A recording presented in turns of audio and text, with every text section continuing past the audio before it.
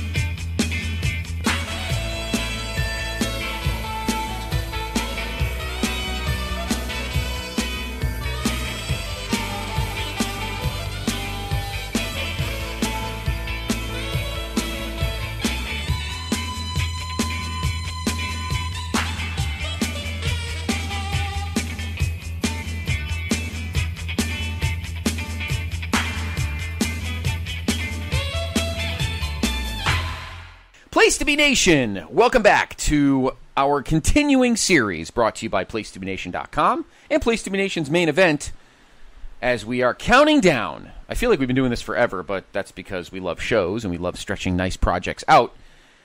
Our continuing countdown of the 100 greatest WWE superstars of all time. I am your co-host, Scott Criscuolo from Place to Be Nation's main event.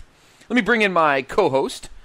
He is the man, the myth, the legend. He's the co-host of the Kings of Sport. He is everywhere and anywhere.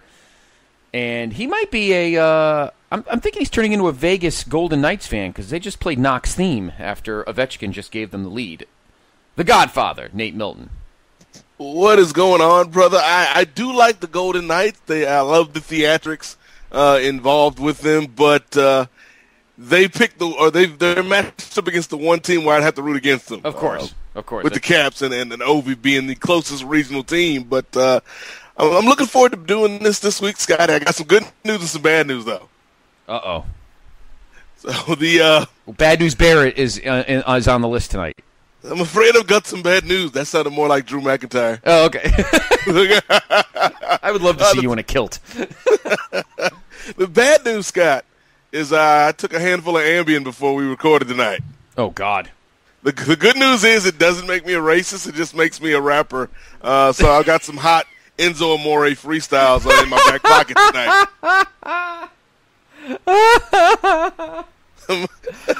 They never should have redid her fucking show in the first place. She's an idiot. In any event, and honestly, I was never a fan of the first time the show was on either. So, good riddance. Maybe they could do something that's not really known right now in the world of sitcoms, and I don't know, come up with an original fucking show. How's that sound? That's now who's taking the Ambien, Scott? That's just crazy. That's just crazy talk. Come up with a fresh idea, original content. Oh my God, we have plenty of original content, brother Nate. That's why we are what we are, and we are counting down our top 100 greatest WWE superstars of all time. If you've been listening, if this is your first time listening, if maybe you just clicked on it because it's at the top of the page on placetobenation.com, stop. Don't listen to this. There's 7 more first for you to listen to. This is episode 8 of 10. So tonight, brother Nate, we are counting down wrestlers 30 to 21. So we, as we've said, the last episode, we are in the great words of one of the greatest ever, the Macho Man Randy Savage. We are at the cream of the crop. So we got some. I mean, from here on out, we talk about the whole NJPW and from maybe 100 to 50, those guys and gals are good at a couple of them. Yeah. But we're at the point now where these guys and gals, maybe, depending where you rank them, are great at all of them. You know? Yeah, well, I think when you get to this point in the countdown, Scott, you're either, earlier I think you had either guys and girls that were specialists, really great at one or two things, or they were pretty good at everything. I'm thinking like a Jeff Jarrett, right, who's kind of that ultimate B player, that ultimate utility player, but never, he's not in this echelon. Right. But now we're getting to guys, and like you said, perhaps girls that are the total package, which means, yes, this is leading to Lex Luger at number 1. Maybe on your list. In my list, in my heart, it's all about Lex Luger. Yeah. Take some more Ambien. racist against bad wrestlers. No, I'm only kidding. So if you are listening for the first time, stop this one. I'll give you a minute, and then go back and listen to the first 7, and then you'll get a great idea. And tonight, finally, the kayfabe story comes to an end, and I'll explain that when we get to that guy. Long-term booking. Yes. Of course, Brother Nate. We will also go along with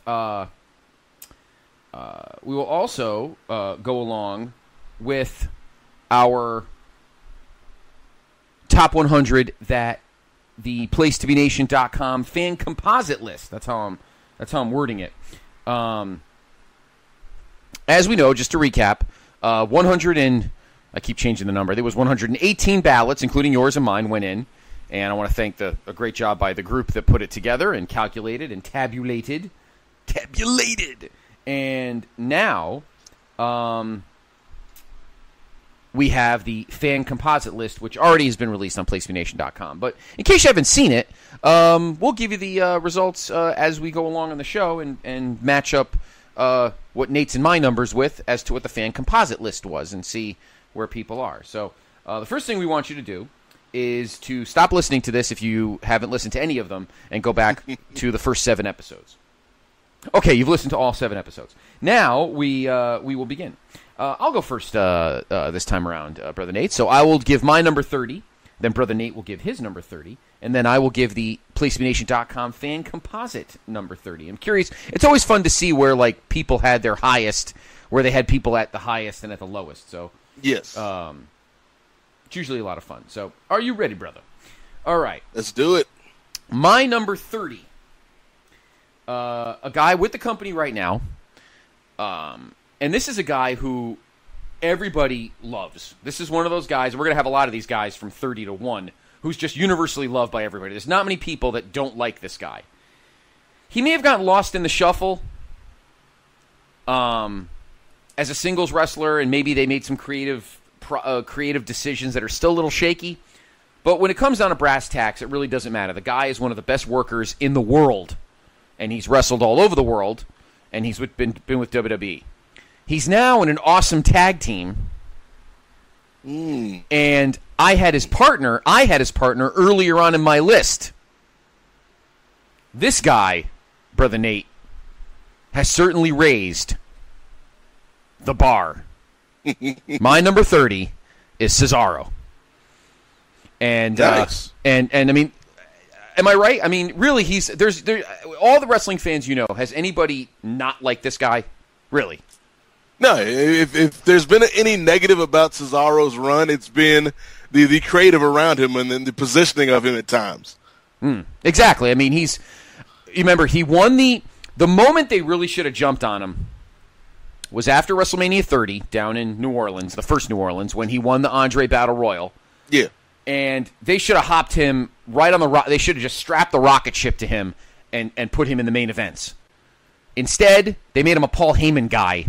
And we like Paul, but Cesaro doesn't need to be a Paul Heyman guy. And since then, he spent a couple years kind of floating aimlessly. Then he got hurt. And now, of course, he has been revitalized as one of the greatest tag teams, actually, in the history of the company. Of course, the Bar, him and Sheamus. I love watching the guy wrestle. I love the James Bond entrance, being a Bond fan. I mark out at that. His promo skills aren't horrendous. They're not great, but they don't stink. And really, the guy in ring is easily one of the greatest ever to ever walk through a WWE, curtain. So he definitely belongs at number 30 on my list. Not a bad pick. I like that. For a guy to be his size and to pull off a lot of the moves that he does, and make him look so smooth. There's a reason why, for a period, you talk about that time frame around WrestleMania 30, where so many of the fans wanted to see this guy get the rocket attached to him, but for whatever reason, they never really pulled the trigger on him. And so it's good for him and Sheamus that they've kind of found this second life as this great heel tag team. So yeah, I've had Cesaro a little bit lower on my list, but I got no problem with you having him in the top 30. Yeah, he's tremendous. He's absolutely tremendous. And if we do this again in a few years, we'll see what booking decisions are made for him down the line, because he definitely deserves to be a world champion at some point, and hopefully it works out for him. So, Brother Nate, you're number 30. Yeah, speaking of world champions, this next person on my list, certainly a champion, certainly somebody that knows all about style. Matter of fact, he recently was featured in an ESPN 30 for 30, Scotty. Aha! It's a little somebody that I like to call the Nature Boy. Wow. Buddy Rogers. What? He had a 30 for 30? Holy shit. He was in the Flair 30 for 30. That's right. He was featured in the 30 for 30. Oh, that's beautiful. Oh, man. You fell for it. Hook, line, I did. and sinker. Yeah, you sucked me in. Yeah. Maybe it's because I've been up for like 37 straight hours. Damn yes, you're easy pickings right now. I am. But yeah, Nature Boy Buddy Rogers, we talked about Flair, but particularly if you watch that ESPN 30 for 30, you know how influential Nature Boy Buddy Rogers was. Yes. Somebody who had that look and that style that a lot of wrestlers would pattern themselves after. He was, nobody's going to confuse Buddy Rogers with Rey Mysterio, but if you look at the moves he was doing back in the day for that time frame, he was very athletic. He was doing drop kicks and the head scissors and things of that nature that people weren't really doing back in those days. He was the inaugural WWF champ. Obviously, he had some great matches back in his NWA days, but if we're looking just at his WWF career, and that WWF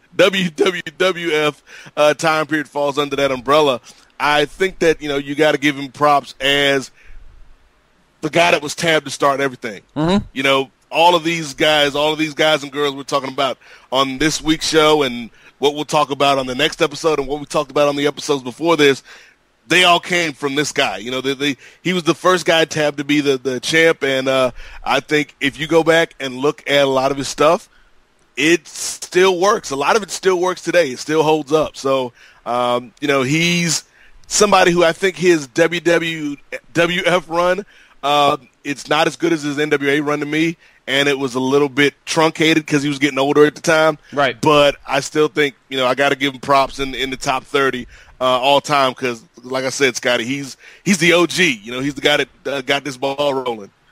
I think that's a great pick. I don't disagree with that. But, Buddy Rogers, a lot of people were not crazy about his reputation. Bruno Sammartino said some things that were less than savory about Buddy Rogers. However, he is the face of the WWF in its infancy, and you got to have a first of everything. And then he had the awesome, what was it, Nature Corner, the Nature Boy Corner, and he's the one that was kind of the linchpin of the awesome Snuka Morocco feud in '83.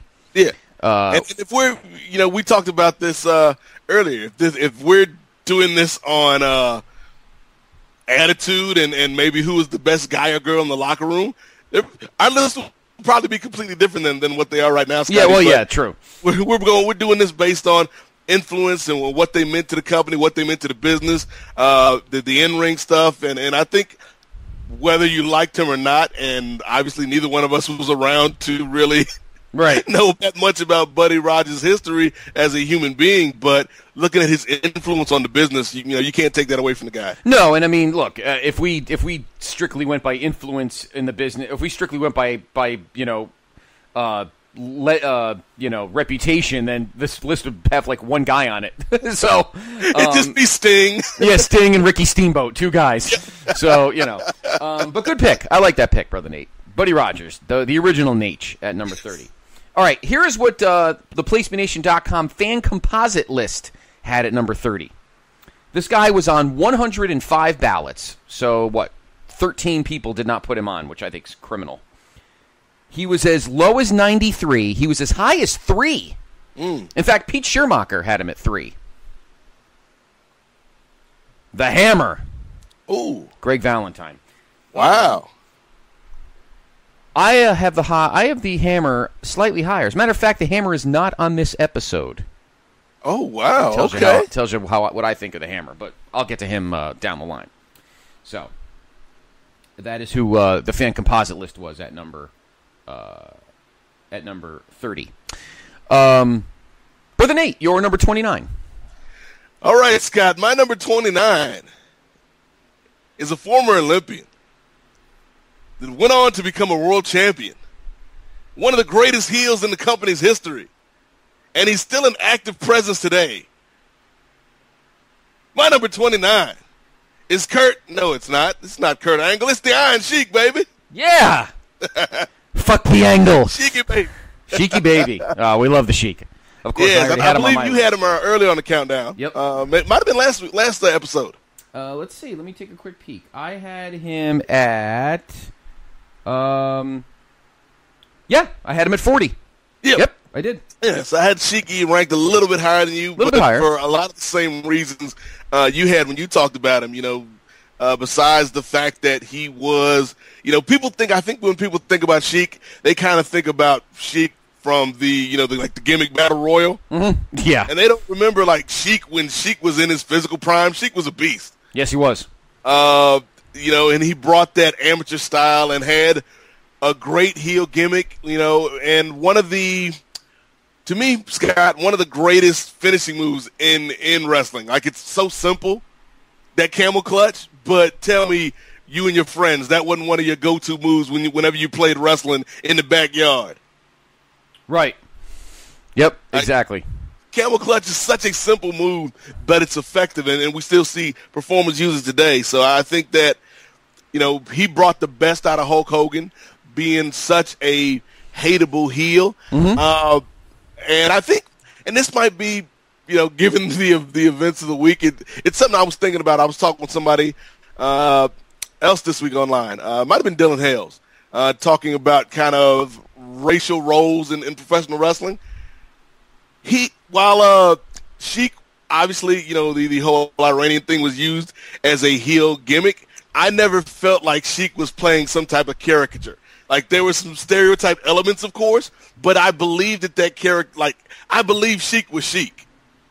And I think you got to give somebody credit for a gimmick that maybe in the hands of somebody else would just be a bad cartoon character. Right. Sheik made this thing work, man. Yep. Man. And I think if you go back and watch those matches that he had back in the day, particularly, you talk about the early 80s, even up to the Hogan stuff, man. I think this was a guy that doesn't get enough credit. I think people probably know him more nowadays from, his presence on Twitter. Yes. Which might be another theme of the week, people on Twitter. But I think that this is a dude that you cannot write the history of the WWF without bringing up his name close to the top of the list. So I had to find a place for the Sheik in my top 30. He's less offensive than Roseanne, though, so that's perfectly fine. Sheik never grabbed his crotch and spit when he sang the national anthem. Yeah, well, don't even get me started on that. But yeah, my dislike for her went way before any of this crap happened. But anyway, that's a different podcast. I was in San Diego when that happened too. Were you really? Yeah, my father was stationed out in San Diego at that time. Yeah, you should have gave him a stinger splash. Although you might have bounced off her, so who knows? But jumping into a bounce house. I think that's what Tom Arnold said. Tom Arnold said too. Yes. Neither here nor there, Scott. Two idiots. I want to talk about Sheiky for a second, because since we did our last episode where I had Sheik at 40, I've been watching a lot of the All-Star Wrestlings on the network. Yeah. And people forget Sheik was with the WWW, and then they took the W off, and WWF in 79, and probably in early 80 as the great Hossein Arab. And he was an assassin. I mean, he used to murder the stiffs of that era. And then then he was doing the clubs, the Persian clubs, and he was awesome. So even before he was actually the Iron Sheik, when he was the great Hossein Arab, he was fantastic. Fantastic. Some of the coolest footwear in the history of wrestling. Absolutely, and they were, and I love how Vince is trying to feel it. In an interview, it's like, I feel metal in there. And Blassie's trying to shut him up. Vince should have just got kicked in the face. But in any event, Shiki is a tremendous pick. Very tremendous pick there. My number 29, a similar guy who was a great heel during that era, what we would call the Federation era. I first saw him, obviously, leading up to WrestleMania 1. He had one of the more memorable feuds in the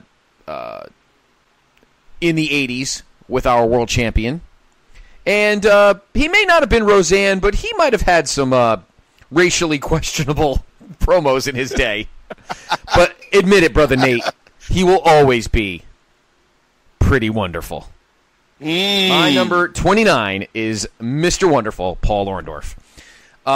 I gained a lot of respect and a lot of props to Orndorff since JR and I have been doing our 80s, 85 reboot on the Place to Be podcast. For being just a great worker, cuts a great promo. All right, maybe he got a little questionable there, but back then, present company, of course, excluded. Nobody really, sadly, cared, I guess, but unless it was good for the promo, who knows? In any event, I don't know what was worse, the Willie B at the zoo or him saying he didn't want to touch Mr. T because he was greasy. I still can't figure out which one was worse. In any event, they were both a little shaky. But it's like, easy there, Mr. Wonderful. I know, yeah, my God. It looked like Willie B at the Atlanta Zoo, and I'm looking at I remember first watching, I look at D'Amato, and I go, did he fucking just say that? Seriously? Somewhere young Triple H's eyes lit up. I can use some of this stuff later. I guess it's okay, I think. I don't know. Anyway, having said that, though, Orndorff is arguably one of the best in-ring heels of all time. He was obviously in great shape. He had a good look. Yep. Took advantage of his size and his ability. And was just a great heel. He drew the eye. It was a pretty decent baby face, but I think he was a better heel. Obviously had a tremendous feud with Hogan in 86 into early 87. In fact, the first live show I ever went to, and I think I've said this on the main event as well, was the Saturday night's main event when him and Orndorff, when Orndorff and Hogan had the title match in the cage when they both hit the floor at the same time. I was there live. That was the first live show I ever went to. And my brother was a big Orndorff fan. Well, he hated Hogan, so he liked all the heels. And it was the first. Oh, excuse me. I'm allergic to racially insensitive promos. Apparently. Excuse me. But thank you, brother. Take a couple Ambien, you'll be all right, brother. Then I'll be totally numb to it. But I mean, he's just arguably one of the best heels in the history of the business. His stuff, I mean, obviously, sadly, his physical, I mean, he's still alive, but his physical abilities went down after he had the arm injury and he had the atrophy, so his right arm looked like a twig. And that's a shame, but he should never be discounted as a guy who didn't have a great impact on this business. He's really kind of the underrated Hogan opponent during that time, because if you say, who was Hogan's greatest opponent? Some people say Savage. Some people say Piper. Some people might say Iron Sheik. It'll be about 2 or 3 guys, maybe even 4 or 5 if you count Andre or Warrior before you, even Flair if you count the WCW days before you get to Orndorff. But I always thought, and he was obviously on my list, but I thought Mr. Wonderful was a great opponent for Hogan because he was kind of like the reverse Hogan, to use a DC superhero terminology. Like he had the body, he had the look. Like you could have seen those guys as a tag team, but yes, he was kind of that perfect foil for the Hulkster back in the day.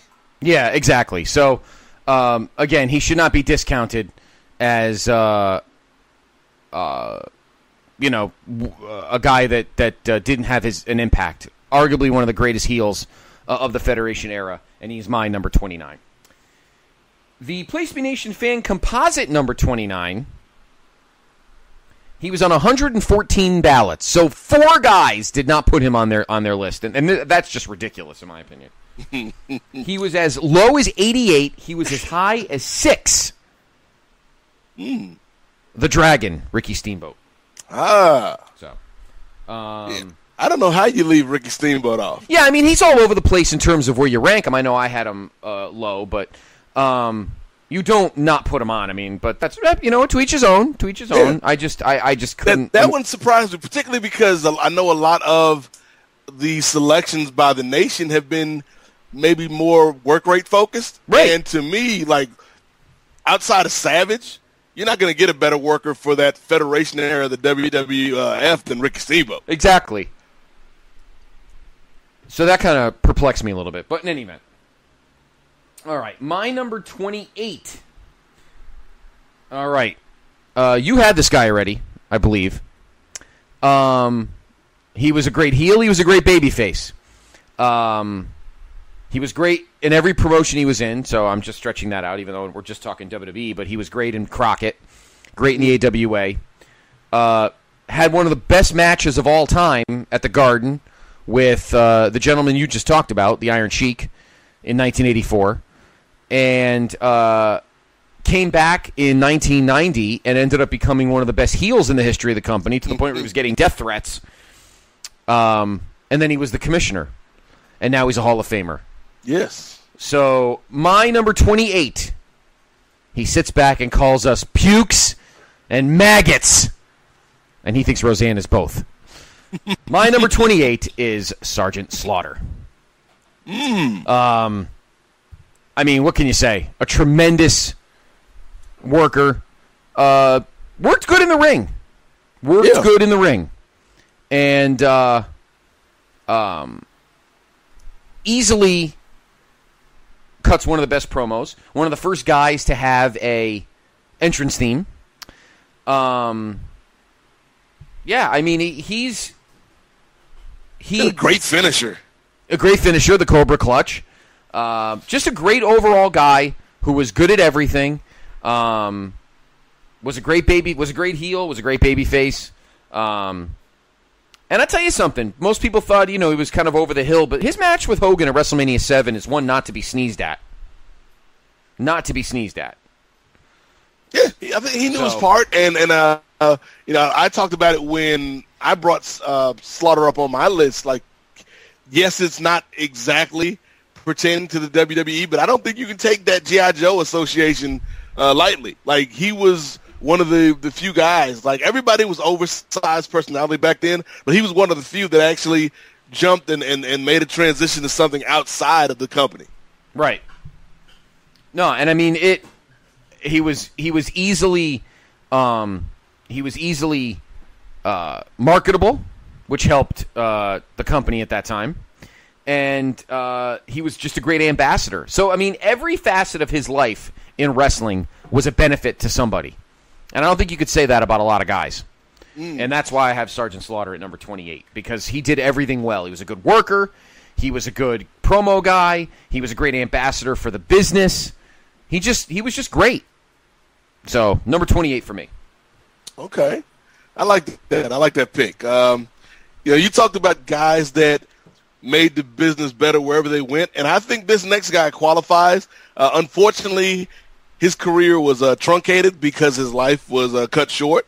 But to me, this is a guy that, had he lived, could have been one of the greatest ever. And even as it stands, I got him squarely in my top 30 of all time. This gentleman is a former European champ, a two-time IC champ, a four-time tag champ, a King of the Ring winner. Had some great feuds with people like Bret Hart and Stone Cold Steve Austin. And let us not forget Scotty. This man is a three-time Slammy winner, maybe the last person to bring respectability and legitimacy to the Slammy Awards. Yep. Owen Hart. Do not disagree with that at all. As a matter of fact, I won't divulge, but we'll talk about him more than once tonight. So, Well, I'll save some of my thoughts then for later. But I would just say, all around, when you talk about the NJPW ranking scale, to me, Owen was above average to great in all of the categories. And so, yeah, we'll talk more about the Black Heart, if you will, when you get to him on your list. All right, he is later on in the program. All right, now the Place to Be Nation 28. Let us see. All right, he was on 111 ballots. Okay. He was as low as 97, as high as 5. Tito Santana. Yes, we both had Tito on our list so far. Yes, so no argument there. No argument there. Love Tito. Absolutely love Tito. All right. Brother Nate, you are up with your number 27. All right. I think I might have a theme going here, Scotty, because to me, Owen is a guy that had WWF World Champion written all over him. And so does my pick here. To me, we talked about some great heels tonight. Iron Sheik, Sergeant Slaughter, Mr. Wonderful, Paul Orndorff. To me, this next guy, outside of maybe Randy Savage during the Mega Powers feud and maybe Jake the Snake, this to me was the quintessential 80s, early 90s WWF bad guy. And he also taught me to be fiscally responsible, Scotty. Aha! Because everybody's got a price. It's the $1 Million Man, Ted DiBiase. Aha! That's tremendous. I mean, this is a guy that could go out there and have a good to great match with pretty much anybody you put him in there with. He got good matches out of guys that had no business giving you 3-star matches, and then when you would put him in there with a guy like a Bret Hart, he could have a damn near classic match. He was somebody that was great on the mic. That laugh is iconic. The style, the look, the packaging of the character, the $1 Million belt. Of course, we got to give a shout out to Virgil, who was a part of the package with Ted DiBiase. And then he had a great kind of second run in the WWF. Once you get past the stuff with Hogan and Andre and buying the belt and all that stuff, when you get to his teaming with IRS and Money Inc. And to me, that's one of the best tag teams in the company's history. Like, I loved the combination of the two. The tax guy and the rich guy. Like, looking back now, that's probably not the best. That's probably not the best pairing. Because most rich guys I know want to keep the IRS as far away from them as possible. Look at those other sets of books, not these. But it just was a great team. And it's funny because I think DiBiase is a guy, probably because he didn't win the world title, that gets lost in the shuffle. But if you talk with people that were fans of the product at that time, particularly when you talk about the Federation era, it's not long before somebody brings up the $1 Million Man. And for somebody who was never the top guy, I don't even know if he was ever really the top heel. Like, he was in the mix of the top heels, but I don't know if they went as far with him as they could have. He is somebody that still resonates to this day. One of my favorite characters in the history of this company. So I got to give it up for the $1 Million Man, Ted DiBiase. Oh, absolutely. I had him on my list back at number 49. So yes. Obviously, I do not disagree with you at all. And if you want to know more about Ted DiBiase's career, go on the network, check out the Something Else to Wrestle With series, Bruce Pritchard and Conrad. Not their regular podcast, the network podcast. Yes. And they did an episode on Ted DiBiase, which is outstanding. So if you haven't checked it out, Nate, I highly recommend you do. I highly recommend you do all of them. Recommend all of them. Watch all of them. They're all very good. But the one on DiBiase was particularly good. Yeah, can't argue about Ted. Ted's the man. Tremendous heel. Great worker. As a matter of fact, the last episode of Place Be Podcast that JR and I did was the March 12th, 1988 Saturday Night's Main Event, which was the go-home show before WrestleMania 4. And him and Randy Savage actually had a fantastic match on it. So a forgotten gem, even though it was on network TV. So check that out. Go to the March 12th, 1988 Saturday Night's Main Event. Check out the match between Ted DiBiase and Randy Savage. Unbelievable. Unbelievable. Yeah, now he's a preacher, so he's collecting tithes and offerings for the Lord now. But is he better than Reverend Devon? I don't know. Does he have somebody as good as Deacon Bautista to protect his the box? It was 1 week on the Kings of Sport. Marcus and I got off on this tangent because Mark Merrill, Johnny B. Bad's a motivational speaker now. Yes, he actually went to my goddaughter's high school a couple weeks ago. Oh, cool! She said he was very good. She said he was very good, actually. Yeah, I seen some clips online. Like he's good. And I was like, we came up with this idea for like a wrestler church, and it was like, Sting's in there, and DiBiase's the pastor, and you got Johnny B. Bad's a deacon, Devon's a deacon, Dave Bautista's in there, just all the religious gimmicks. HBK post Christianity is in the church. Wearing the big white outfit from WrestleMania 25. Yes. Oh, that's fantastic. Mordecai? Kevin Thorne? No. Now I'm really pushing it. Slick's got to be in the church somewhere. Absolutely, Reverend Slick's got to.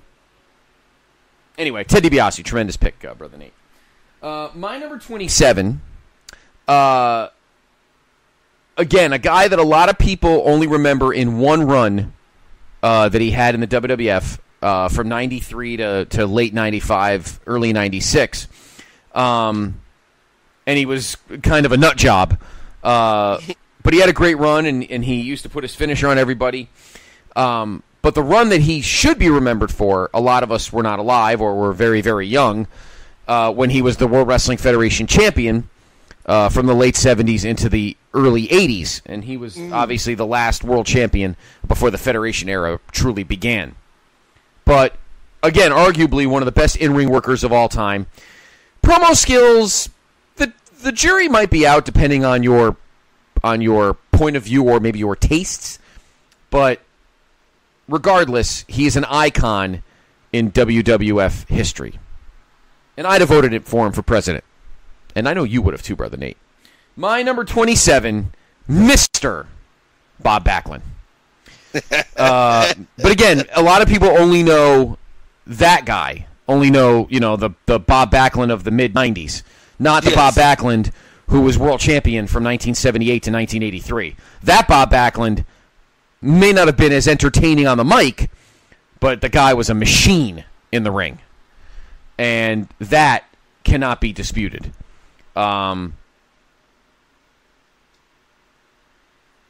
He may be forgotten in history because, as he got older, he got a little crazy, and infamously he was known for getting booed off the stage at the 2013 Hall of Fame, which I was at, and I was ashamed to be in that group of people because that was a fucking disgrace. But Bob Backlund is a guy that needs to be remembered as another building block with which this company is gotten to now. And I don't think he always gets it, Brother Nate, but he's on my list. That's a great pick. I've got Backlund later on in my list, so it might be this week, it might be the next episode, but we'll see. But yeah, I got love for both young Opie Cunningham looking Bob Backlund and also crazy old man Bob Backlund. So that's all I'll say until we get to where he lands on my list. Okay. All right. Let's see what the Place to Be Nation fan composite had for its number 27. This guy was on 111 ballots. He was as low as 76, which is actually pretty good. He was as high as 6. And I believe he's been on both our lists so far. I know he was on mine already. And that is The Snake, Jake Roberts. I believe I had him on my list already. So not a bad pick for the Place to Be Nation gang. All right. My number 26. This is a guy who came over in the post-victory celebration known as the collapse of WCW in 2001. One of the most popular guys in the in all of the world, actually. He has had a few memorable WrestleMania matches. Not as good in the ring as he used to be. Age has caught up with him a little bit. He always is perpetually young, but that's because you never see his face. And I'm going to steal a line from Main Event's own Mr. Jason Greenhouse. He is probably one of the greatest TV match workers in the history of the business. My number 26, and you mentioned the city already, Brother Nate. It's got the area code 619. Mr. Nice. Rey Mysterio. Yep. Rey, career-wise, has had some spotty moments. However, and again, I want to back up what Greeny had said many times when I've talked to him when we were putting our list together. Whenever you needed a big TV match, not necessarily needed to be pay-per-view. He was a stalwart on SmackDown. He was pretty much a SmackDown guy. Maybe he was on Raw a little bit here and there, but for the most part, kind of like Taker, he's a SmackDown guy. Yeah. For the most part. And he was one of the SmackDown 6, I think. Yeah. Yep. He was one of the SmackDown 6. And he just, every time the camera light came on, Rey Mysterio always brought his best. Always. And I'm not just saying pay-per-view. It could have been some throwaway, mid-show match on SmackDown. He's one of those guys that I can honestly say, very rarely did Rey ever take a match off. I can say, in my opinion, I feel I could say that. And he was one of the few guys that was able to adapt the lucha style he grew up knowing with the kind of cutthroat style he had in ECW, with the formulaic cruiserweight style that he learned in WCW, or he adapted in WCW. And then when he came to WWE in 2002, he took the cruiserweight style and amped it up a bit so he wasn't shoehorned as just a cruiserweight. Yep. So the best thing I can say about Rey Mysterio is that as his career advanced, he found a way to take a little bit of everything and make himself better. Kind of like Edge, in my opinion. So that's what I say about Rey Mysterio, a guy who, as his career advanced wherever he was, and when he culminated it in WWE, and now he comes obviously back and forth from time to time. He's mostly working in Ring of Honor and down at Lucha Underground. Or New Japan, actually, not Ring of Honor, New Japan.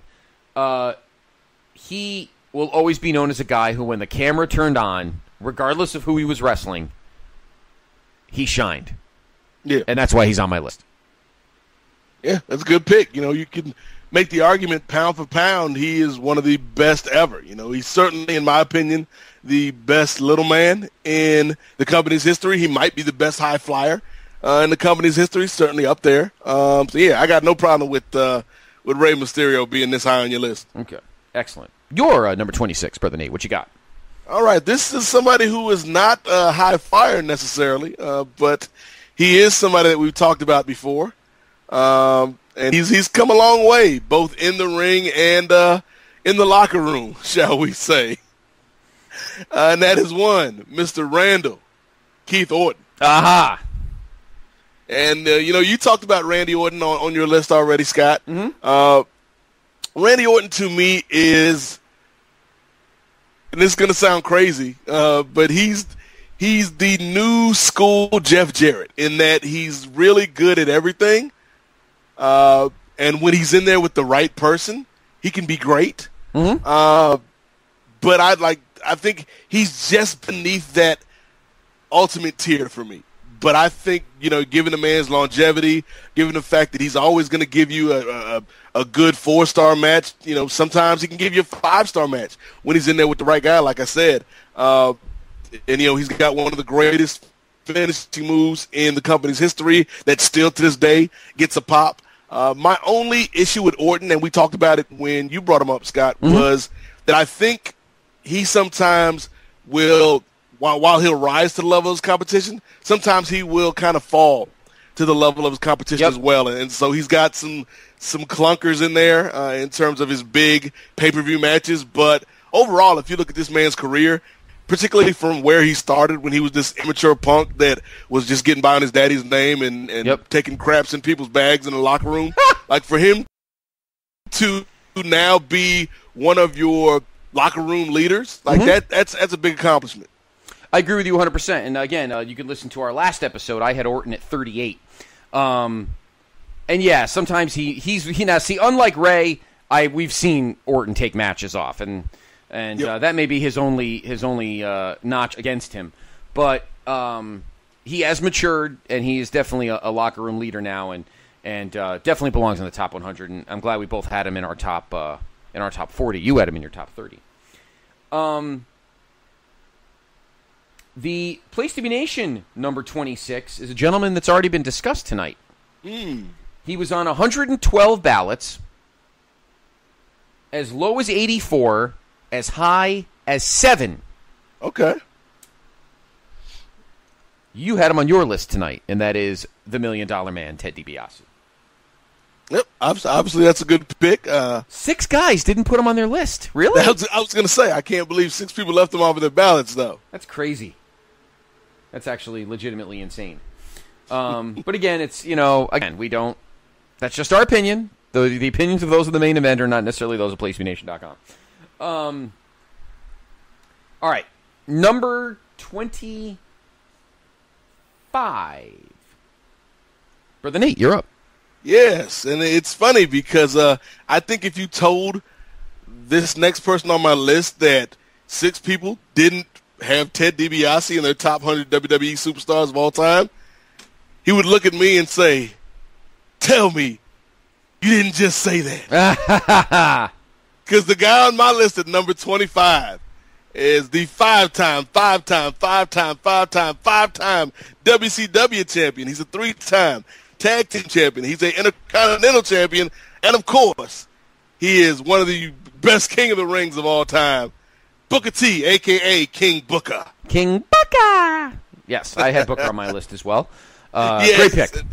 This is a guy that, much like Rey Mysterio, when you think about it, could have easily gotten eaten up by the WWE machine and fallen through the cracks after coming over from WCW. They put him out there in that first match against Buff Bagwell, which that could have been it for Booker T, because that was a terrible way to kind of jumpstart the WCW experiment under the WWF umbrella. Oh, God, yes.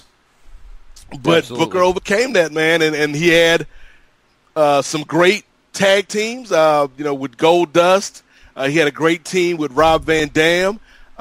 He was somebody that was always a good performer in the ring. I'm doing the Keep It 2000 show, so I'm getting to see a lot of that early era of Booker T when he first kind of became a main event guy. And what we saw then in WCW is a guy who just needed to put everything together, but the physical tools were there, the promo skills were there. He just didn't put it all together. And I think when we get to the WWE, particularly King Booker, he put everything together.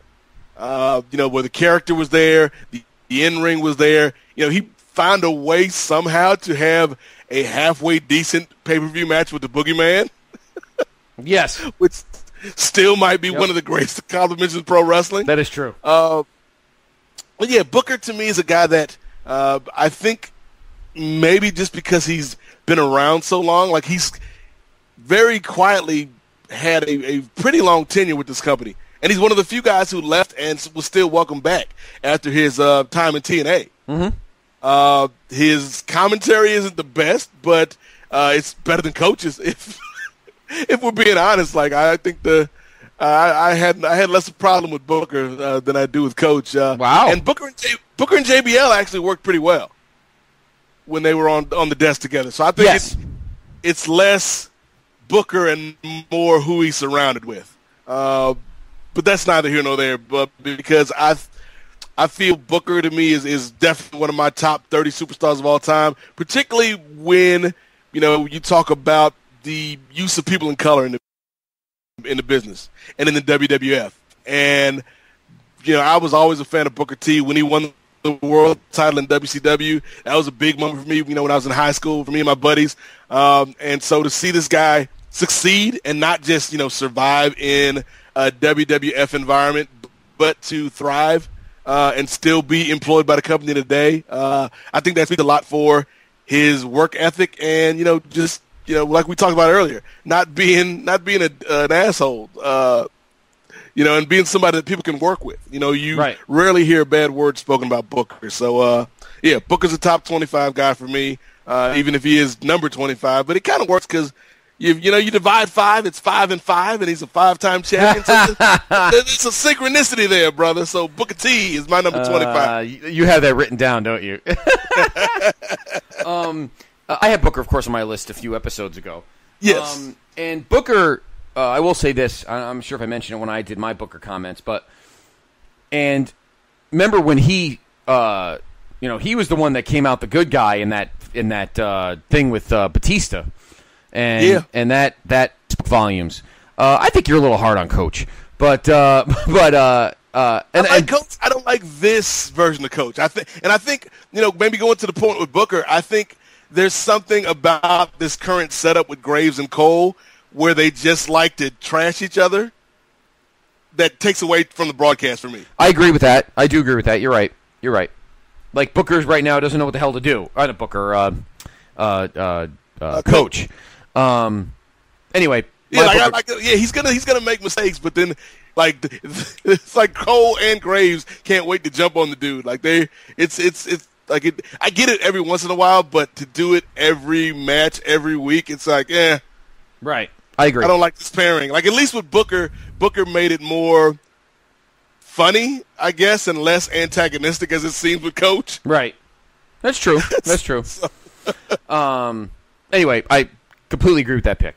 Love Booker. I had him a little bit earlier on, but and he's a Hall of Famer, and I was there live when he got inducted. So. Hall of Famer, Triple Crown winner. Yeah, yep. So people sleep on his WWF career, I think. Absolutely. I don't disagree with you. I think they do.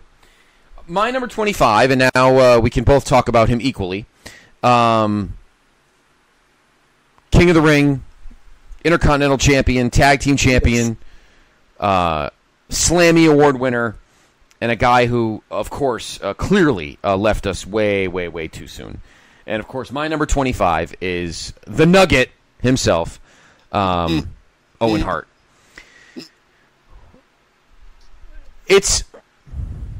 It's unfortunate that I think at times a lot of newer fans just remember what happened at Over the Edge 99 and forget what everything was before that. And I think that's a shame. I'm glad. I was very skeptical when they did the DVD for him because I had always said that this was one of the few times where I thought that they should have got Martha's permission. I'm over Martha now. It's been a long time, and obviously you don't get over death, but WWE paid her. So in that aspect, from a business perspective, all they want to do is just honor the guy. You don't have to keep the chip on your shoulder. That's just my personal opinion. But in any event, this is a guy who art imitated life, and I think even though he loved his brother and he loved Brett, that storyline, the storyline was, I think, it might have been a little bit true. I think he wanted to get out of Brett's shadow and forge his own career. So I think that storyline that started in late '93 and went on for a couple of years fit perfectly because I think it was real to a certain extent. I don't think obviously he had the antagonism towards Brett. The Hart brother, the Hart family. There's great love there, always was, still is, and taking it to the storyline level just made Owen that much better. And I think Vince in '93 giving him the opportunity to get out of the shadow and have his own stage speaks volumes about Vince and his trusting of Owen to be his own guy. And we've seen some tremendous tag work from Owen, working with different kinds of partners. I mean, working with Yoko and then working with Bulldog. Him and Bulldog were awesome. I'm watching the '97 Raws right now, and Owen and Bulldog were gold together. Yeah. And Jarrett in '99. So here's a guy who every couple of years just had an awesome tag team to work with, tag team partner. Hell, High Energy was a great tag team. High Energy. Even though you had Owen out there wearing damn hammer pants. And he didn't have a butt to begin with. Now he really didn't have one. Now he looked like a ghost. Energy. And he's just that good. Yeah. And I know the stage is yours, the floor is yours, Nate, because I know you patiently waited. Number 25 for me. Arguably one of maybe the 3 or 4 greatest in-ring workers in the history of this company, and of course left us way too soon. Yeah, he was my number 27. And for those that might only know Owen because of the way his life ended or because of what happened with him and Stone Cold, go back and do yourself a favor and watch some of this guy's matches. And what I will say is, if you want just kind of the Cliff Notes version of what Owen Hart was in ring, I would say maybe just a shade lower than Brett in terms of technical ability, but then you add high-flying moves on top of that, which Brett never had. And you've got this great hybrid guy who could go in there and have good matches with anybody on the roster pretty much. And what we started to see later was his character develop. And I mentioned Blackheart because that is something that shouldn't work, Scott. No, it shouldn't have. Sticking Owen Hart with the Nation. Like that shouldn't work. But it did. Yep. Because Owen was good, and those guys in the Nation were good. I got a feeling we'll probably both have a former Nation member somewhere on our countdown in the next 25 picks or so. Wolfie D? Yes, I agree. I was talking about JC Ice. Oh, cool. Nah. The real brains of that operation. How about those two hot? How about the two hot chicks that Farouk had in like mid-90s, in late '96, and then they vanished? They look like vanity. Yeah, that might have been the gimmick. Somebody's like, we need to make the Nation of Domination. Let's make them the Time, and Rock can be Morris Day. That is tremendous.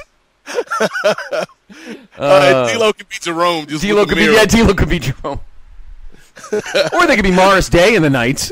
And that could work. That could work. And then they could walk up to Sable and go, "Mind if we dance with your dates?" Another great movie. Anyway, but no, Owen was great, man. Owen was somebody that had it all, and I think he was just at the time of his passing, he was just kind of reaching that level where he's had enough seasoning and time under his belt. Yep. And you get to a certain age where everything just kind of clicks. Particularly when you're talking about athletics, where the mind is in tune with the body. And I think Owen was at that level when he passed. And it's obviously a tragic thing for the Hart family. And it's a tragic thing for the WWF and for the fans, man, because this is a dude that who knows how far this guy could have gone. There's no doubt. Now, we don't know what would have happened by 2000. Maybe he'd have retired. I know there was a lot of speculation. The family said he was ready to leave the business. He wanted to be a firefighter. I know Brett really wanted him in WCW, but we see how well that turned out for Brett. For Brett, yeah, exactly. I mean, just fathom this. Could you imagine Owen in NXT? I mean, he'd be tremendous. Utterly tremendous. Can you imagine Owen Hart in TNA on some of these TNA rewatches we're doing? Owen and 8-Day. Owen and Jerry Lynn. Yeah, that's true. Owen and Cheeks. I bet you Owen could get a 3-star match out of Cheeks. I think Owen and Cheeks would be a great tag team. Who cares about America's Most Wanted? We have America's Largest Wanted. And he's used to working with big dudes, so. Yeah. Anyway, Owen Hart, God rest his soul. One of the greatest of all time. 27 on your list and 25 on my list. The PlaceToBeNation.com fan composite number 25. This guy was on 116 ballots, and when I tell you who it is, Brother Nate, you're going to wonder who's going to smack these two other guys in the back of the head for not having this guy. He was as low as 87. He was as high as 5. Yeah. And a guy that I believe neither of us have mentioned yet. I know I haven't mentioned him yet. Mr. Perfect. Wow. What two people could not have possibly put this guy on their list? Unfathomable. And I honestly, fans, I don't have, listeners, I don't have the I mean, I could look it up, but I'm not going to bother, and I don't want to embarrass the two people that didn't do it. So, shame them! Shame them! Smite them! All right. My number 24. Here we go. Before I give my number 24, I want to say this. There is a lot of tremendous talent at PlaceToBeNation.com, both writing and in particular our audio library. We have tremendous podcast hosts, tremendous podcast talent. I am working with one of them this evening. But we are not here. What? Andrew Reich? You know who'd be Chad Campbell? Get out here! Get out here, Chad. Or Jordan Duncan as Chad Campbell. Anyway, but none of us are perfect. I know some of the podcast hosts think they are, but no one is. And I have always owned up to my mistakes when it's warranted. Well, as everyone knows, the big kayfabe storyline throughout the post-mortem of the top 100 greatest WWE superstars of all time is that I did not put somebody on my list. And I had guys like SD Jones and a bunch, some various other people that many thought was kind of questionable, and I didn't have this guy on my list. Well, then I had made a mistake on a past episode when I put somebody on that I didn't mean to put on because I thought it was an old draft of my list that I had used that evening. So I put this guy there. Well, I just want everyone to know that I use a Google sheet of all of the lists that we have. So, and I like surprising myself. It kind of adds to the intrigue. So I usually click the arrow and look at each guy as he's coming up next on the list. Well, this evening I had buzzed ahead because I wanted to check somebody, and sure enough, the kayfabe storyline is over. I'm not even going to do the whole build-up, Brother Nate, because the build-up kind of speaks for itself. I am not joking, folks. This is real. This is not a drill. I did not put this in at the last minute. I actually did this on my first draft, and it never changed.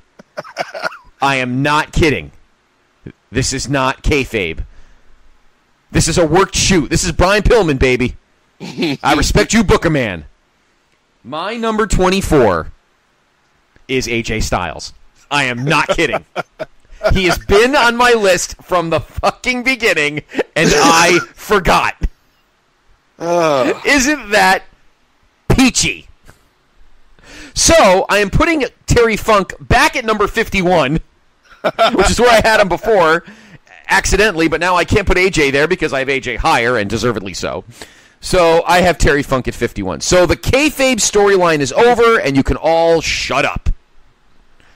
From the beginning. I think what the fans need to know, the listeners need to understand, this is all just a big plot by Brother Scott. He knew what was going to happen all along, and he just did this to build up traffic for the new Facebook page. Exactly. It's all about marketing, maybe. It's all about marketing. I had you were standing right next to me in the ring. I had the velvet cape over, the velvet hood, and I pulled it up and said, "It was me, Place to Be Nation. I had AJ Styles all along." And now Chad's going to come out with a power tie on and then give me the power finger. No. So there you go, Place to Be Nation. Mystery solved, controversy over from the very beginning. And I looked back at all my past drafts, and he was there from the very beginning. I have always had AJ Styles on my list, and I just forgot. Very simple. So there you go. Simple slip of the mind. I'd rather take the old jokes than the I don't know what I'm talking about jokes, because I'm used to the old jokes. AJ is AJ. Yes. I am lifting my timeline thing because clearly I didn't give a shit the first time, so what's the point now? AJ is arguably... You know what? God rest SD Jones' soul. That poor guy got trashed. And now he's allowed to be on my list because I have AJ on my list. So now AJ can go visit SD Jones in Wrestling Heaven and say, "It's okay, buddy. It's okay, buddy." So God bless you from Antigua in the West Indies and give me the single gunshots, because that usually meant he won the match. So a single gunshot, a single gun poke for the man from Antigua in the West Indies. Anyway, AJ is AJ. He has now officially technically been here now 2.5 years. So lengthwise, he's been here long enough anyway. Yeah. But other than other than probably, and I'm honest in saying this, probably Kevin Owens, AJ has not had a bad match with anybody. And the matches he had with Owens for the U.S. title in 2017, I'm sorry. Wait, 16? Yeah, 2017. Were not abysmal. No. They just were good. And good for AJ. I put them on the level of those first matches he had with Jericho. Like, they were good, but they weren't blow-away. Right. I think his 2 matches with Roman Reigns told everyone that Roman's actually a pretty good wrestler, so enough bitching about that. And obviously the matches with Cena have been second to none. And now this series he has with Knock, which we all knew was coming eventually, has been nothing short of spectacular. He is the modern-day Shawn Michaels. Some people question that a little bit because they feel that Shawn can have a great match with anybody. Some people don't know if AJ can have a great match with everybody. Time will tell that still. Obviously, we can't go outside the WWE realm, but, I mean, think of the great matches he had in TNA with some real, slugs. You would know more than I would, Nate, but, he wrestled some real dregs in AJ got TNA. Good matches out of Tyson Tomko. Yeah. He wrestled some real dregs in TNA and still looked awesome. So, there is no question this guy belongs on the list. And the fact that I totally forgot made for some outstanding entertainment. But now we can put the storyline to rest. It's like Hornswoggle being Vince's bastard son. We finally figured it out. AJ Styles is my number 24. And let us never speak the name of Armin Tanzeri again. Yes. Precisely. Oh, yeah. Good pick, Scotty. I obviously had AJ a lot lower on my list, and the big reason for that was just longevity at the time that I made the list. But, yeah, to me, if we were just going based strictly on in-ring, yeah, he's the top 25 guy, no question. Yeah, no, there's no doubt about it. There's no doubt about it. Brother Nate, you're 24. All right, my number 24 is a guy who may have been mentioned on this particular program this week. And it's funny because, you mentioned AJ, who's a high flyer. So, whenever there's a high flyer in the ring, you got to look up. And whenever I think of this guy, I always think of his theme song, his original theme song. And the question they asked us, Scott, was who's that jumping out the sky? R.E.Y. to the stereo. Here we go. Right. Rey Mysterio, you mentioned him, Scotty, just a few picks ago, is the next guy on my list. Again, for my money, he is the best little man in maybe not just the WWE, maybe wrestling in general, because I've stood next to Rey Mysterio. He came to a sports memorabilia shop we have, or had, I guess now, down here in Newport News, and I worked there at the time, and I'm not the tallest guy in the world, Scotty. Far from it. And AJ, Ray and I saw eye to eye pretty much. So you got a guy my size, maybe a little bit shorter, going out there doing some of the craziest things we've seen in the ring. When you look back to his WCW days where he was just, the highlight of the show pretty much every week, him and the cruiserweights. Right. You talked about this ECW time where bringing in guys like Ray and Psychosis and Super Crazy, that pretty much was the thing that opened up America's eyes, and certainly Eric Bischoff's eyes, to what the Luchadors could do. And pretty soon we saw them on WCW, which opened them up to an even bigger audience. But when you talk about his WWF run, his WWE run, I put him in the same camp with Booker, which is why I kind of had him back-to-back, where these are guys who were WCW through and through, and they could have easily been footnotes in WWE history. but they were so good, and you couldn't deny the talent. And with Ray, you got a 4-time tag champ, a 2-time world champ, but maybe even the most impressive thing to me is he was a WWE champ, and that means something. World champion is a great accomplishment. There's a small number of men that have been able to achieve that over the years, but to have the top belt in the company as a person of color and as a tiny person of color, like, this is somebody who does not fit the mold of what a WWF superstar would be, Scotty. Mm-hmm. This is somebody who is undersized. He's wearing a mask. His promos aren't really that great, if we're being honest. But Ray had a connection with the fans. He had a connection with the kids, and he had a connection with, the adults in the audience. And I think one of the biggest pops I've ever heard was at that Raw in Hampton where CM Punk returned with the Cult of Personality music. Mm-hmm. Earlier in that program, Rey Mysterio won the world title, which was, I think, vacant at the time. Yes, well, because Punk left. And then Cena came in and beat Ray, and then we had the big Cena-Punk stare down at the end of the night. Yep. But the pop that you heard that night when Ray won the title, it was genuine, man, because people were behind Ray. One of the hardest things in modern wrestling, I think, is to be a credible babyface, and we've seen that with Roman Reigns. Yeah, we've seen it with John Cena from time to time, but Ray, to me, was a guy that never had a problem being a good babyface. His matches with Eddie were great. His matches with Chavo were great. I like this stuff with Cena. He had some good matches with Del Rio. So, yeah, Rey Mysterio, top 25 guy for me. Well, obviously, you'll get no argument out of me. I had him on I had him on this show as well. So love Ray. I'd like to find some New Japan Ray. Do you think there is any? That's a good question. We got to talk to Chad because, of course, for those that listen to our regular show, Place to Be Nation's Main Event, we every other episode we do a New Japan Classic match pick. I'm curious to see if there's any Ray floating around. I would think so. No, Ray's, no, maybe not. It might be too new, but I think for, you were mentioning SmackDown 6 earlier. I think Ray, other than somebody else who we'll get to in a couple episodes, Ray's the highest guy I got ranked out of SmackDown 6. Outside of one other guy, which should give you a little bit of a clue. Ah, okay. Who that other guy might be. I as well. Benoit. No, I'm only kidding. But anyway.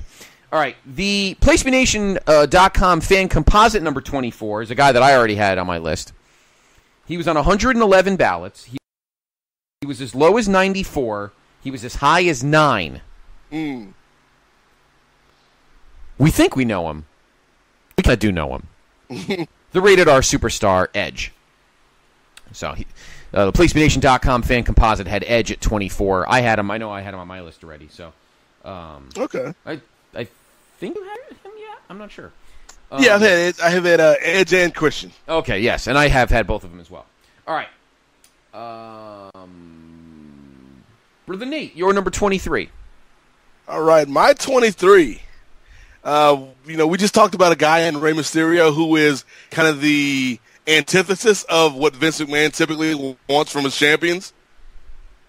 This next guy is maybe, outside of Hogan, this guy might be Vince's prototype. Well, outside Hogan and his son-in-law, of course. This guy might be Vince's prototype for what he feels a champion should be. And that's the Beast, Brock Lesnar. Guess what? You got him here, too? I got him here, too. Let's talk about him together. I love it when a plan comes together. Damn it, buddy. I mean, this is like the third time we've had this, I think. Yeah. He is the prototypical champion. Your whole description is 100% right. Brock, I have personal issues with Brock. I hate part-timers, and I hate guys who don't give a shit about the business. But that's not what we're talking about here. Just here for the money. Yeah, I'm just here for that fuck money. And that's why Virgil's not... No, well, Virgil's not on the list because he's not you. But if he was, he'd be like 4. But, anyway. That'll be the next countdown. The list of characters I've played on Place to Be Nation. Place to Be Nation Christmas special. Number 1, Virgil. Number 2, Santa. Number 3, The Godfather. The Godfather. Yeah, no, that's only in Roger Morsett's weird world. Anyway, I agree with you 105,000% that when you look at Brock Lesnar, he is a Vince. That is the Vince. That is the Vince prototype, and it's funny because Cena was the prototype in OVW. But when you look at Brock, that's a champion. That's what Vince looks at. That's why he's still here now, and that's why he's still the Universal Champion and has had the belt for, 15 months or something? That is a champion to him. I think even more so than Roman Reigns, which, could be mind-boggling when you think about it. But yeah. Brock, I think if anybody else other than Brock held the belt now, they probably would have pulled the trigger and given it to Roman. Right. Well, Roman would have won it in New Orleans. I don't think there's any doubt about that if that was the case. I don't think his in-ring – I think age is catching up to him a little. I can't lie. I think age is catching up to him a little bit. However, I feel like he did adapt and wrestle differently than he did when he was there the first time in 02, 03, and 04. Obviously, he did the whole, UFC thing. So when he came back, he was more of in 2012, he was more of a striker than anything else. But he's just a big match guy. There's no doubt about it. He's a big match guy. And I still think we can have a Daniel Bryan, Brock Lesnar match that I think could set the world on fire. Now, I don't know if health-wise that would work for Daniel Bryan, but that's another topic for another show. But when you talk about guys that just look like main eventers and look like champions, whether they're baby faces or heels, Brock Lesnar is that mold. And I don't think that can be denied. Now, I have my issues. I hate part-timers. And I feel like, he as Dusty would say, he just showed up to the pay window, baby. And that was it. And I feel that way about him. However, that's not one of the NJPWs, so we'll leave it at that. Again, if we were talking about guys' attitudes, this list would be about 4 guys deep. So I'll keep that aside. We don't have to worry about his promo skills, because Paul does that for him. Yep. And he's just got that presence of being a great champion and a killing machine. And that's why Vince keeps him around. That's why he's still champion. And that's why he's number 23 on our list. Honestly, I think were it not for maybe kind of how, at least for me personally, Scott, how stale this last run's kind of gotten for me with Brock, he might be higher. Interesting. Because okay. I think the first time he came back, so to speak, a few years ago, where he was running through everybody, and he kind of debuted the Kimura. Right. Like, that was a great run for Brock. And with this run, like, pretty much outside of the Goldberg feud, I just haven't been that enthused. And some of that's on the booking and the continual positioning of Roman in there with Brock. But, yeah, I should be more into this dude as a top guy, but I'm not. And to me, that's to the detriment of his legacy. But when you go back and look at what he's done since he's come in the company, you can't take anything away from the guy except for maybe his work ethic at times. But my man is one of the most impressive physical specimens in the history of the business. He's a legitimate tough guy, as we've seen through his dalliances with the UFC. He brings immediate credibility to any belt that they put on him, but I just think in this case, he's probably had the Universal title a little bit too long. Yeah, and I think eventually we will see him kind of go off into the sunset eventually. I think the shine is definitely dulled on him now. But again, that doesn't take away from what he has done as a champion and as a superstar in this business. So, yeah. As much as I hate part-timers, Brock, there's no doubt, belongs on this list, and we both have him. He's one of the few guys outside of Cena and maybe your boy Paul that can get onto these more mainstream outlets, particularly when you talk about like an ESPN and things of that nature. Brock's one of the few Right. guys that can do it without a problem. That is absolutely true. You're right. But maybe it is time for him to kind of move on. Yeah, I can't miss you. You can't be special if you don't leave. Exactly. And I remember Jerry said that to JR the night after No Way Out 2000. He goes, I know we're going to miss Mick, JR, but to miss him, he has to be gone. So, all right. PlaceToBeNation.com's fan composite list at number 23. I'm a little shocked at this one. 118 ballots. So for the first, I believe for the first time, we have a guy who everybody put on their list. He's as low as 88, as high as 2. The Nature Boy. Which one? No, that one. Ric Flair. 23. That's interesting because obviously we're talking about big brawl in at the end of. Oh, look at this. Oh, this can make for a fun next 5 games of this Stanley Cup Final. The minute the buzzer went off to end into a nice Donnybrook, a scrum started between the Caps and the Golden Knights. Series is even, by the way. The Caps win tonight, 3-2. So that series is 1-1.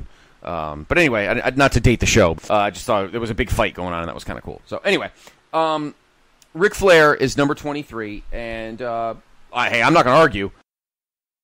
But on average, maybe a little high, but yeah, tad high for our list.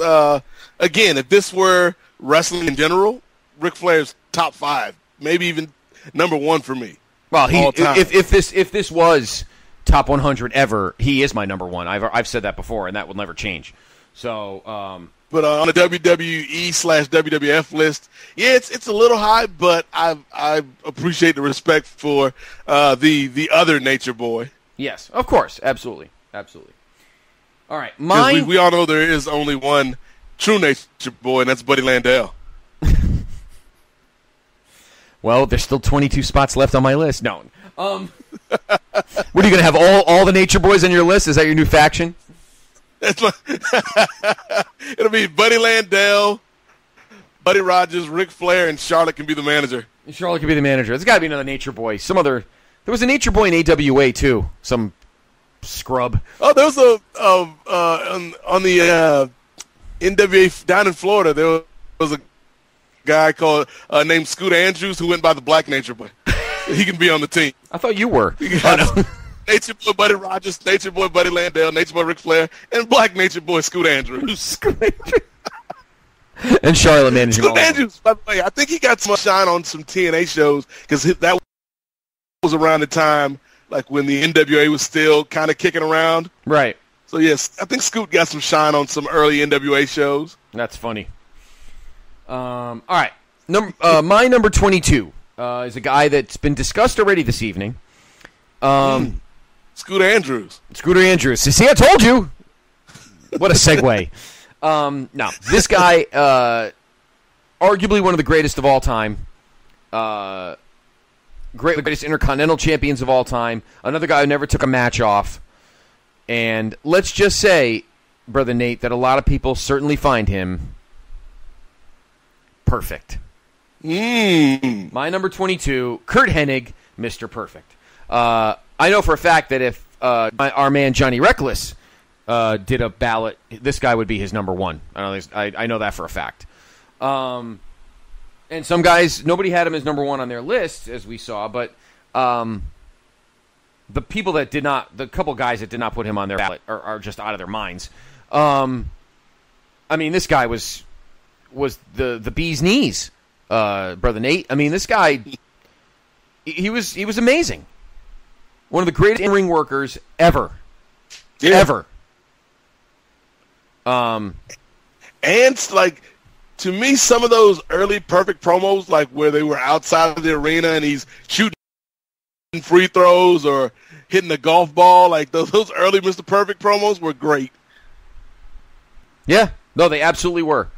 Yeah, I was... I'm still flummoxed that some people didn't put them on their ballot. Here's how great Mr. Perfect is, and I challenge all the listeners out there. if you're a wrestling fan and if you're listening to this program, you surely must be.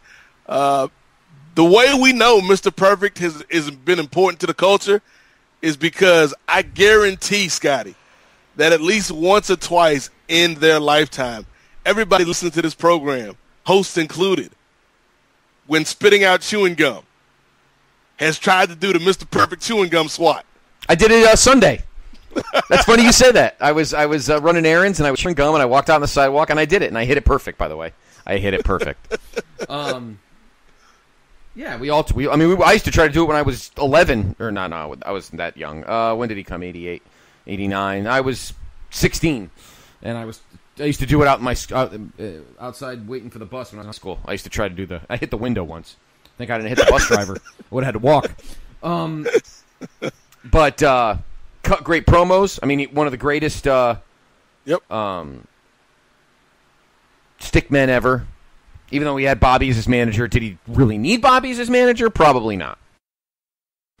He's kind of like a good pseudo-manager for Flair, too. Yep.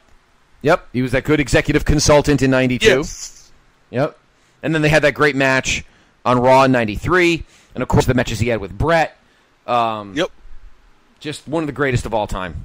I couldn't put him higher than this, but I couldn't. He obviously needs to be on here, so... Number 22 for me is Mr. Perfect. I have no problem with that. To me, Mr. Perfect is one of the all-time greats. And, yeah, one of my favorite feuds, and it shouldn't be a surprise if you've listened to all the episodes of our countdown, was his feud with Kerry Von Erich, because I was a big Kerry Von Erich fan. Yep. So shout out to Mr. Perfect, R.I.P.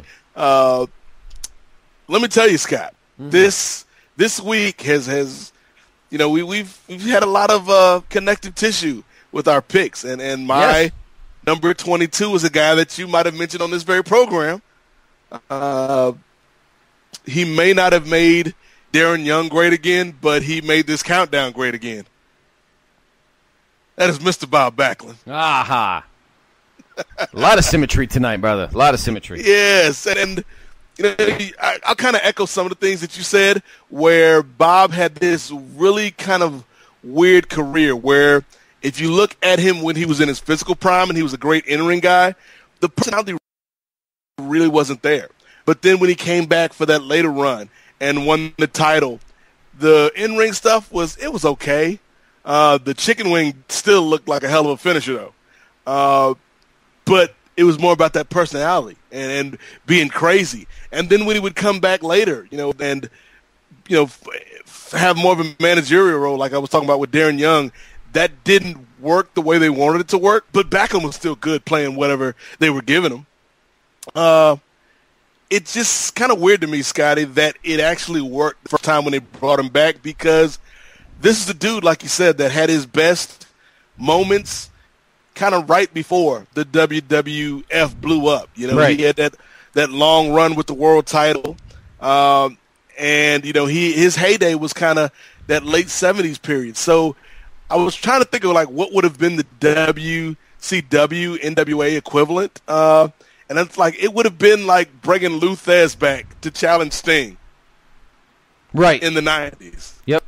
That doesn't sound like it would be any good. But Backlund made it work with him and Brett. Yep. I got to give nothing but credit to the guy. One of the all-time greats, and had a great second run as an older dude, which is not always guaranteed in this business. Nope, it's not. You're exactly right. I already mentioned. I already talked about Backlund, so I won't repeat myself. But a tremendous pick, a pioneer of the company. And a guy that should not be remembered for being the crazy old man in the mid '90s. His world title run from '78 to '83 should never be sneezed at. So. Think about it. To put it in another context, that would be in 0.5 years, whoever the hot young wrestling champ is at that time, John Cena shows up and beats him for the title. I know. And Cena will still look the same. 60-year-old John Cena, and he'll still look like he does probably now. Will. He won't age. And he still wouldn't have married Nikki. Nope. He probably would have broken up he'd be dating who the Divas champion was in 2058. Most likely. All right. PlaceMeNation.com's fan composite number 22. This guy was on 150 bats. Once Okay. again, where the three people came from, I don't know. Probably the same guys that left Mr. Perfect Mr. off. Perfect off the list. As low as 82 and as high as 4. Owen Hart. Okay, yeah. Who doesn't put Owen Hart in their list? Unreal. Probably some youngsters. Yeah, young pups. You kids don't know what you're missing. You kids don't know what you're missing when he was a nugget. All right, Brother Nate, let's wrap it up. You're number 21. All right, we talked about King Booker on this list. But this next guy that's going to close out my list, he might have been the greatest king of them all, Scotty. Mm-hmm. And that is a gentleman who is a Hall of Famer and one of the all-time legendary names in this business. It's King Harley Race. Wow. Okay, love the king. I am a Harley Race fanboy, like through and through. And it's funny because, we were just talking about how Bob Backlund kind of had a second act in the 90s. My first exposure to Harley Race would have been in WCW in the 90s as Vader's manager. And I just remember like, wow, this guy's great. And, you got the announcers telling us how he used to be this great champion and this and that. And it's like this old guy with the crazy mustache, he was the champ. But then you go back, Scott, and back in the day, I had to look at trade tapes. You know that, Scott. We didn't have the network or YouTube like we do now. Nope. And man, Harley Race to me is one of the greatest performers in the business. Like, I love Harley Race. I've had the opportunity to talk to him on one of my other shows, and the guy is just so knowledgeable. Like, even now, I think he's in his mid-70s. I want to say. Mm-hmm. Yeah, that's about where he's at. Yep. He's still sharp. He's still sharp as long as you call him before dinner. Exactly. He's as nice and gracious and just knows so much about the business. And to me, I kind of wanted to bookmark my list this week with guys that were the building blocks for this company. And I started off my list this week with Nature Boy Buddy Rogers, the first champion. And then I'm ending it with King Harley Race, because he meant so much, in my opinion, to performers that would come later, particularly somebody that you're quite familiar with, who I think has a lot of Harley Race trait in him, in Triple H. Tremendous hair. Yes. And tremendous facial hair, too, yes. Yes. And so, when you talk about a guy like a Buddy Rogers, and right now a guy like a Harley Race, that lineage and the legacy that they leave, the blueprint that the younger guys kind of take and run with it and make it so much better than even the old-timers could think. But, you don't want to slight the old-timers. It's funny that we're doing this show before the NBA Finals tip-off, and one of the big themes this week, Scott, that always pops up this time of year is the Jordan-LeBron debate. Yep. And it's funny that one of the guys that always gets left off that discussion is Kareem Abdul-Jabbar. Absolutely. I think it's because people forget it, and maybe it's because we didn't have the technology and we don't have that footage of Kareem that still pops like that old Jordan footage from the 90s. Mm-hmm. But Harley Race is a guy that I think, these young kids who don't know nothing about Mr. Perfect, apparently, these young rappers can do themselves a favor, man, and go on the network and check out some of Harley Race's old matches, because, this is a great character, a good big man, and I'm not the biggest fan of, kind of these big barrel-chested wrestlers, but Harley Race, to me, was just a great worker, and I had to find a place for him in my top 30. So, Harley Race is number 21 on my list this week, Scott. Well, obviously, I had Harley on my list already. I had him at 48, and I agree with every single thing you said. He's a pioneer. His run may not have been ridiculously long or distinguished, but I definitely think he was a guy at that time in 86, 87, 88 who kind of helped the younger guys in the back and kind of kept the respect thing going. And he kind of, was the one that got the King of the Ring over, when you think about it. Yep, which led, of course, to a future pay-per-view. Well, actually, they were doing the house show tournaments throughout the rest of the 80s into the 90s. Yeah. Excellent pick, Brother Nate. And again, I have Harley on my list as well. My number 21 is a guy that I haggled with a lot. I don't want to say I left him off. I was never leaving this guy off my list, but I didn't know where to put him. I had him in the 60s. I had him in the 80s. I had him in the teens. I had him in the single digits. I had him all over the place. James Ellsworth. Yes.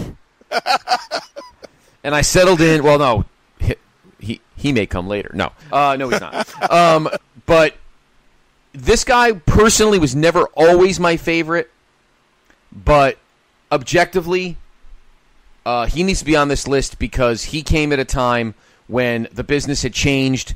Things were getting more physical in terms of matches, and we were entering an era that was different than what we had seen before. And this guy brought all three of his faces to the Attitude Era with him. My number 21, you could name him anybody you want. He could be Mankind. He could be Cactus Jack. He could be Dude Love, but we'll call him by his real name, of course. Mick Foley. Yes. Mick is... Personally, I mean, I like Mick. He annoys me at times for various reasons, but objectively, this is a guy who was in the right place at the right time in the company and developed a fan base literally out of nowhere. And that alone gives him a slot on this list because you can't... It's very hard to just be that loved organically, and he wasn't the only guy in that era that became loved organically. Yeah. I'll have that guy later on. Both the two guys were like that, actually. Both working in reverse, and both made them legends. And again, later. But Mick Foley deserves a lot of credit for ushering out the boring, stale part of wrestling, and brought in the Attitude Era, and brought in a new way of fandom and a new way of wrestling that we thought we'd never see. Some people call him a glorified stuntman, but I think he could be a great worker. We saw him at Mind Games 96 against Shawn Michaels. What a great wrestler he can be. And he's probably one of the greatest characters in the history of the business and definitely belongs on this list. That is a good pick right there. I may or may not have Mick Foley later on in my list. You'll have to tune in to the next episode and find out. But, yeah, to me, you cannot talk about the Attitude Era without talking about Foley because he was such an integral part of that. Absolutely. Do we have to chill till the next episode? Yeah, I like the swerve you put out there for people. So Thank you. Everybody can go to the Facebook page and either tell Scotty how much of a genius he is, or you can yell at him some more. Either way, we get the clicks. We get the clicks. And controversy may not create cash, but it can create clicks. Controversy creates clicks. I was hoping we can go to autobiography. I was hoping we could get to a party, Nate, and then you, me, and Steve Willie can shower some slut with 40-Os, like in the video. That's what we'll do when we get all the clicks. Yo, Nate, what up? In my head canon, I imagine Steve Willie in his study because I imagine Steve Willie to have a study. He seems like that type of gentleman. Steve Willie, I believe, like he's probably got like the globe that opens up and he's got the bar in there. But he's also got like a little mini fridge in the corner that's got nothing but Colt 45 40 ounces in it. That's right. All right. Place to wrap it up. To wrap up this episode, Place to Be Nations. .com's fan composite. This guy was on 111 ballots. He was as low as 100, as high as 4.